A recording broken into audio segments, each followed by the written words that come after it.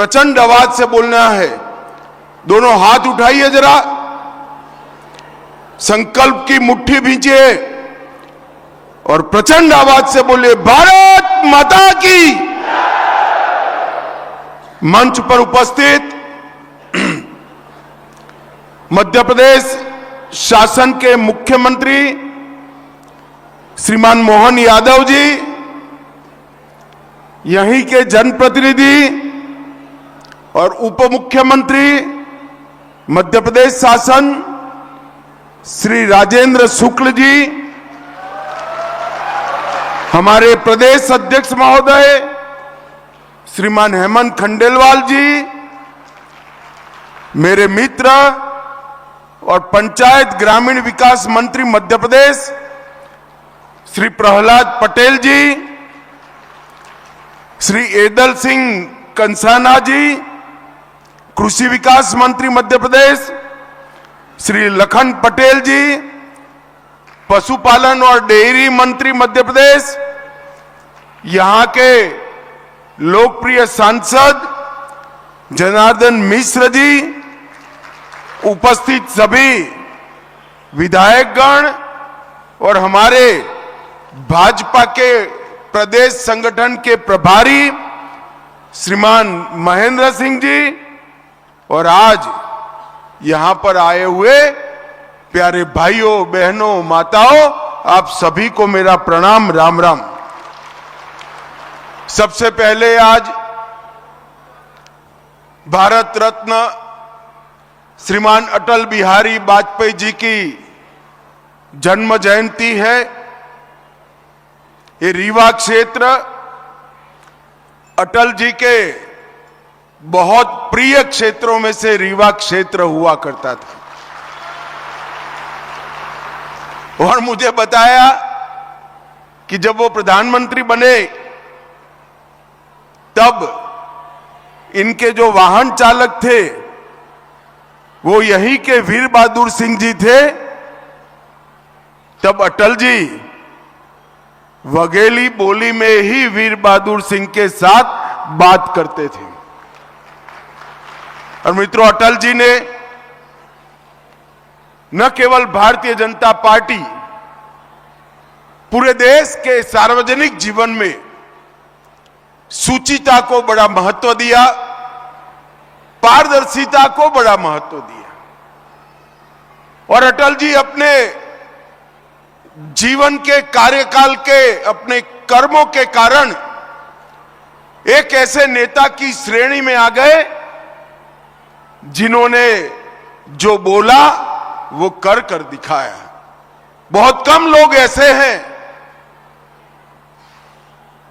जिनका वक्तव्य और जीवन दोनों एक समान होते हैं। सम्माननीय अटल जी उसी श्रेणी के राजनेता रहे। मैं मनपूर्वक अटल जी को श्रद्धांजलि देकर मेरी बात की शुरुआत करना चाहता हूं।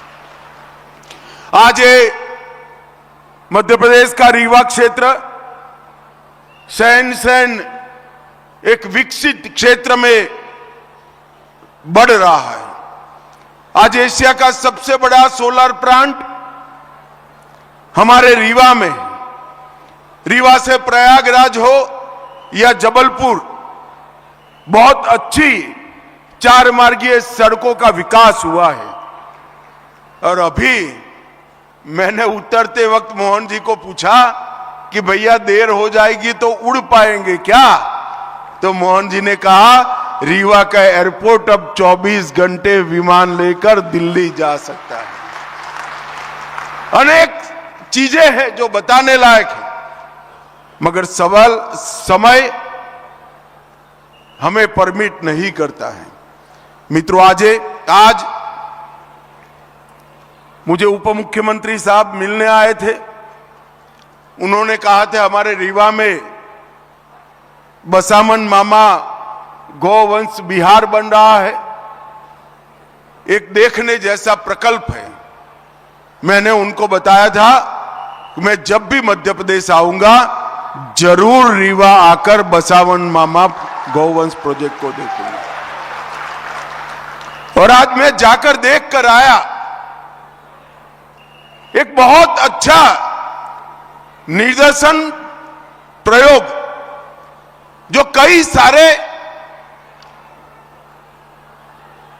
किसान का काम करने वाले, गौ पालन का काम करने वाले हमारे अच्छे किसान हैं, उनको आगे मार्गदर्शन कर सकता है। ऐसा एक बहुत अच्छा प्रकल्प यहां बनाया गया है। यहां गौशाला भी है और गौशाला के साथ साथ गाय के गोबर से निर्मित प्राकृतिक खेती की पूरी श्रृंखला और 5 स्तरीय खेती, जो सब्जी भी उगाती है, बेले भी देती है, पपीते जैसे मध्यम कद के फल भी देती है, बीच में चने और छोटे क्रॉप भी होते हैं, दलहन भी होती है और ऊपर फलदार वृक्ष भी होते हैं। 1 एकड़ के अंदर 1.25 लाख रुपए से ज्यादा इनकम देने वाला ये प्रयोग निश्चित रूप से छोटे किसानों के लिए बड़ा आशीर्वाद रूप होने वाला है। इसका आधा भी अगर रीवा के प्रगतिशील किसान अपने खेत में कर ले और एक का देखकर दूसरे, दूसरे से देखकर तीसरे, तीसरे से देखकर चौथे किसान तक ये ट्रांसफॉर्म हो जाए, तो रीवा की कृषि आय 2.5 गुना बढ़ने की क्षमता रखती है। ये बहुत अच्छा प्रकल्प है। किसानों को यहां लाकर इसका निदर्शन, प्रगतिशील किसानों को लाकर इसके निदर्शन का प्रयोग करना चाहिए। यहां पर प्राकृतिक खेती करने वाले 2 किसानों का सम्मान किया गया। मित्रों, प्राकृतिक खेती एक ऐसा हमारा परंपरागत प्रयोग है जिसको हम भूल गए। एक ही देसी गाय से 21 एकड़ खेत में खाद के और पेस्टिसाइड्स के उपयोग के बगैर प्राकृतिक खेती होती है। किसान को जगत का तात कहते हैं, क्योंकि किसान की मेहनत से जो अनाज उत्पन्न होता है वो पूरी दुनिया का, देश का पेट भरने का काम करता है। मगर आप मुझे बताइए भाई, हमें अधिकार है कि वो ही अनाज को जहर से भरकर हम लोगों को खिलाएं। ढेर सारे रोगों के मूल में जाते हैं, चाहे बीपी हो, चाहे डायबिटीज हो, चाहे थायराइड हो, अनेक प्रकार की बीमारियां अनाज में मिश्रित एक केमिकल फर्टिलाइजर से होती है। अब किसान कहेगा मेरी आय का क्या होगा? मगर प्राकृतिक खेती एक ऐसा प्रयोग है जो गौ माता के गोबर और मूत्र के उपयोग से, छोटी छोटी प्राकृतिक चीजों की मिलावट से एक ऐसी व्यवस्था बनती है जो किसान की आय को भी कम नहीं करने देती और उनकी उपज शुद्ध होती है। किसान की आय बढ़ेगी, पानी का बचाव होगा और कई प्रकार के रोगों से अनाज खाने वाले लोगों की मुक्ति होगी। और ये एक्सपेरिमेंट अब छोटा मोटा नहीं है।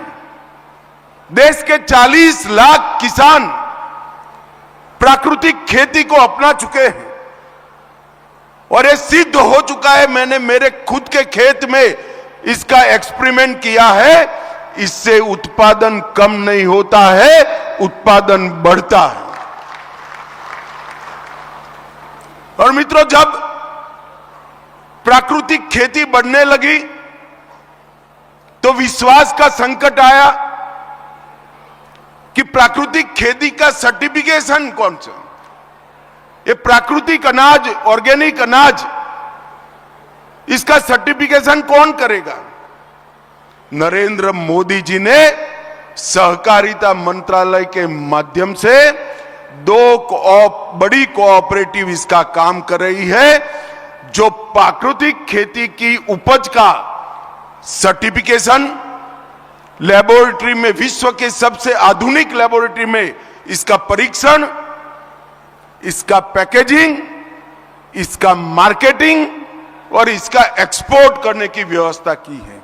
और आने वाले दिनों में देश भर में 400 से ज्यादा प्रयोगशालाएं किसान को सर्टिफिकेट देगी कि इसका खेत भी प्राकृतिक है और इसकी उपज भी प्राकृतिक है, जो किसान की आय को लगभग 1.5 गुना बढ़ाएगी। दुनिया भर में बहुत बड़ा बाजार है प्राकृतिक खेती का। पूरी दुनिया मान चुकी है कि ऑर्गेनिक अनाज खाने से, ऑर्गेनिक खाना खाने से स्वास्थ्य अच्छा रहता है। और दुनिया के बाजार में हमारे किसान का ऑर्गेनिक प्रोडक्ट अच्छे से पहुंच पाए, इसके लिए सर्टिफिकेशन चाहिए, साइंटिफिक टेस्टिंग चाहिए, पैकेजिंग आकर्षक चाहिए और मार्केटिंग की व्यवस्था चाहिए। तो भूमि परीक्षण से सर्टिफिकेशन देना, उपज का लेबोरेटरी में टेस्ट कर सत्यापन करना और आकर्षक पैकेजिंग और मार्केटिंग और एक्सपोर्ट के माध्यम से किसान की आय बढ़ाने के लिए हम आगे बढ़ रहे हैं। ऐसे छोटे छोटे लाखों निदर्शन फार्म इस मुहिम को आगे बढ़ाते हैं। हम जिस धरती को अपनी मां कहते हैं, इसको सीमेंट कंक्रीट जैसा बना देना कोई बेटे बेटी को शोभा नहीं देता। इसके प्राकृतिक तत्व को, इसके प्राकृतिक गुण को हमें संभाल कर रखना चाहिए। आज यहां पर 2 एक्सपेरिमेंट हुए हैं, निदर्शन फार्म भी बने हैं। मैं आशा करता हूं कि निदर्शन फार्म रीवा क्षेत्र के हजारों लाखों किसानों के लिए आने वाले दिन में मार्गदर्शन भी करेंगे, पथ प्रदर्शक भी बनेंगे। मित्रों, आज इन निदर्शन फार्म का नाम बसावन मामा के नाम से रखा है, जिन्होंने प्रकृति के लिए अपने प्राण दिए, पीपल के वृक्ष को बचाने के लिए पूरा जीवन खर्च किया। मैं आज हम सभी को, जो मंच पर बैठे हैं और सामने बैठे हैं, क्या हम तय कर सकते हैं कि हमारे गांव में यहां से जाकर अगली बारिश की मौसम में कम से कम 5 पीपल के वृक्ष बोकर बसावन मामा को हम श्रद्धांजलि देंगे क्या? पीपल के वृक्ष से प्रकृति की अनेक प्रकार से सेवा होती है। बोने वाले से 4 गुना आयुष्य वो वृक्ष का होता है। एक रूप से आपके जाने के बाद भी वो पीपल का वृक्ष आपको जिंदा रखेगा। और सबसे ज्यादा ऑक्सीजन का उत्सर्जन करने वाला कोई वृक्ष है तो ये पीपल का वृक्ष होते हैं। और ये पुण्य कार्य भी है।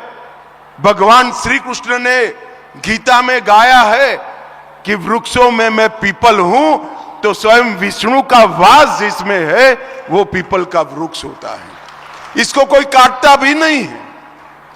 एक लिए बोल दीजिए, अपने सर से बड़ा कर दीजिए, वो 200-300 साल तक धरती मां की, लोगों की और प्रकृति की सेवा करता रहेगा। हम सब आज बसावन मामा को श्रद्धांजलि देने के लिए 5 पीपल के वृक्ष बोकर अपने सर से बड़ा करने का संकल्प कर जाए। और ये जो निदर्शन फार्म बना है वो गौ सेवा करने वालों के लिए, पशुपालकों के लिए और प्रकृति की सेवा कर प्राकृतिक खेती की ओर जाकर समृद्ध बनने वाले किसानों के लिए पथ प्रदर्शक बनता रहे, यही मेरी अभ्यर्थना है। भारत माता की जय, वंदे मातरम।